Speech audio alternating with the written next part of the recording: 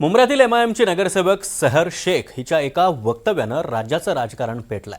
मुंब्रा हिरवा करणार असं सहर शेख बोलली। पुढे तिने पोलिसांना लेखी माफीनामा देखील दिलाय। त्यापुढे जाऊन मुंब्राच नाही तर संपूर्ण महाराष्ट्र हिरवा करणार असं वक्तव्य माजी खासदार इम्तियाज जलील यांनी केलंय। जलील यांच्या या वक्तव्यानंतर भाजपचे नेते चांगलेच आक्रमक बनले। नितेश राणे आणि नवनीत राणा यांच्यासह अनेक नेते जलील यांच्यावर अक्षरशः तुटून पडलेत। हिरवा आणि भगव्या रंगावरून राजकारण कशा प्रकारे तापलंय पाहूयात।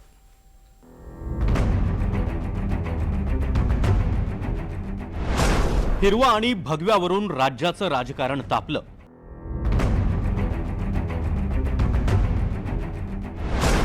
एमआयएम आणि भाजप नेत्यांमध्ये चांगली जुंपली।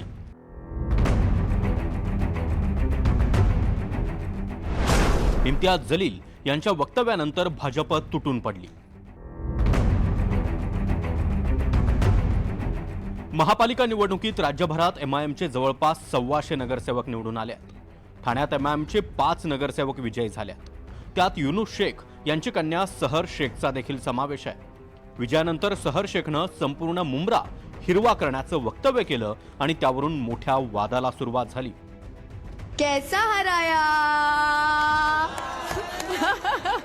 अब मेरी गुजारिश है आप सबसे कि आने वाले 5 साल बाद भी जब इलेक्शंस होंगे इंशाल्लाह, आप लोगों को उस इलेक्शन में इससे भी बड़ा मुंह तोड़ जवाब उनको देना है। पूरे के पूरे मुंब्रा को ग्रीन कलर से ऐसे रंगना है कि इन लोगों को यहाँ से बुरी तरह से पछाड़ के भेजना है इंशाल्लाह।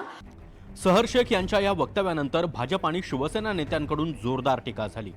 शेवटी सहर शेख यांनी पोलिसांना लेखी माफीनामा दिला। त्यानंतर इम्तियाज जलील यांनी मुंब्र्यातील नगरसेवकांची भेट घेतली आणि वादाला अजूनच फोडणी दिली आहे। जलील यांनी फक्त मुंब्राच नाही तर संपूर्ण महाराष्ट्र हिरवा करू असं वक्तव्य केलंय। तसंच हिरवा रंग हा दहशतवादाचा आहे का असा सवालही जलीलांनी विचारलाय। महत्त्वाची बाब म्हणजे जलील मुंब्र्यातील नगरसेवकांच्या भेटीसाठी आले तेव्हा त्यांनी खांद्यावर भगवी शॉल घेतली होती। हम पूरी तरह से पूरी मजबूती के साथ मजलिस इत्तेहाद और मुस्लिमीन एक बार फिर से कहकर जा रहे हैं कि सिर्फ मुंब्रा की क्या बात कर रहे हैं तुम।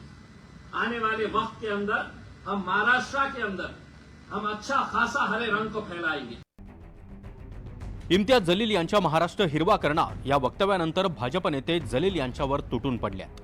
मंत्री नितेश राणे आणि माजी खासदार नवनीत राणा यांनी जलील यांच्यावर जोरदार हल्ला चढवलाय। या हिरवे साप विसरलेले आहेत, कदाचित त्यांचा स्वतःचा इतिहास विसरलेले आहेत की आमच्या छत्रपती शिवाजी महाराजांनी आणि आमच्या संभाजी महाराजांनी हेच स्वप्न बाळगणाऱ्या औरंगजेब असेल किंवा टिपू असेल आणि असंख्य ह्यांच्या इस्लामिक मुघल राजांना ज्यांनी आमच्या ह्या देश हिंदू भूमीला, हिंदू राष्ट्राला, आमच्या हिंदू महाराष्ट्राला हिरवं करण्याचं स्वप्न बघितलं, त्यांना ह्याच महाराष्ट्रामध्ये आम्ही गाडून दाखवलेलं आहे। पाय तर त्या इम्तियाज जलील नावाच्या हिरव्या सापांनी जरा त्या औरंगजेबच्या कबरीकडे जाऊन उभं राहावं आणि मग हे स्वप्न पाहावं। मला वाटते इम्तियाज जलील आपली औकात आणि आपली परिस्थिती विसरले आहे। त्यांनी जे म्हटलं की सिर्फ मुंब्रा नहीं पूरी महाराष्ट्र को हरा करेंगे, छत्रपति की औलादें और छत्रपति के भक्त और उनका खून हमारे अभी भी शरीरों में दौड़ रहा है। तुम नहीं, तुम्हारे 7 पीढ़ियाँ ऊपर से नीचे आए तो वो भी हरा नहीं कर पाएंगे महाराष्ट्र को। इतना एवढा मानसिकतेचे जे पद्धत आहे, मला वाटते की इम्तियाज जलीलला तमीज हा विसरलेला आहे।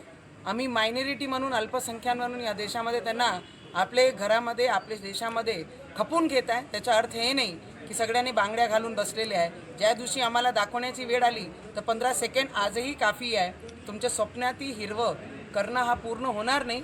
नुकत्याच पार पडलेल्या महापालिका निवडणुकीत राज्यभरात एमआयएमचे 125 पेक्षा अधिक नगरसेवक विजयी झाले आहेत। छत्रपती संभाजीनगरमध्ये तर एमआयएम दुसरा मोठा पक्ष ठरलाय।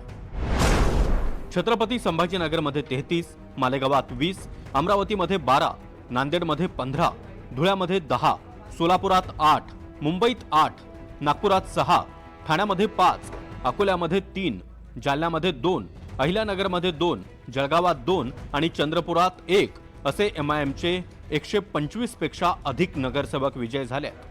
राज्यात एमआयएमनं जोरदार मुसंडी मारल्यानंतर त्यांचे नेतेही आता आक्रमक बनले आहेत। त्यातूनच मुंब्राच नाही तर महाराष्ट्र हिरवा करू असं वक्तव्य जलील यांनी केलंय. त्याला भाजप आणि शिवसेना नेत्यांनी त्याच भाषेत उत्तर दिलंय.